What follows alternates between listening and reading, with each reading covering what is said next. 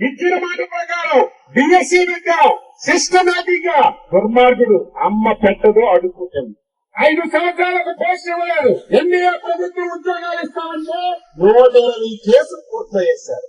DSC జరిగితే Chandrababu Naidu NDA ఉద్యోగం వస్తుంది కదా, దాన్ని ఏ విధంగా 120 కేసులు పూర్తి చేస్తే లోకేష్ బాబు గారు ప్రత్యేకంగా దాని మీద దృష్టి పెట్టి కేసులన్నీ కూడా రిజాల్వ్ చేసి నోటిఫికేషన్ ఇచ్చి సిస్టమేటిక్ గా ఉద్యోగులు పరీక్ష పెట్టి ఉద్యోగాలు తీసుకుంటారు. ఎప్పుడు ఇచ్చారు?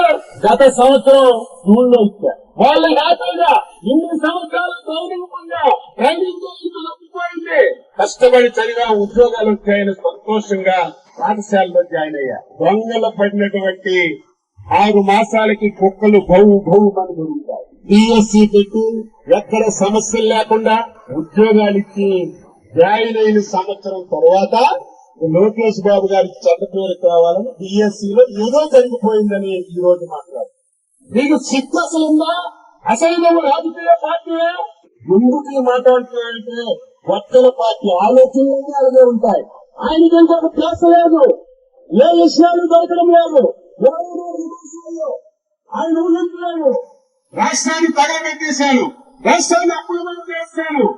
రేపు చంద్రబాబు నాయుడు ముఖ్యమంత్రి అయినా ఏ పథకాలు ఇవ్వలేడు, ఏ అభివృద్ధి చేయలేడు అని చెప్పి అనుకున్నాడు. కానీ చంద్రబాబు నాయుడు గారు అనుభవం కలిగిన వ్యక్తి.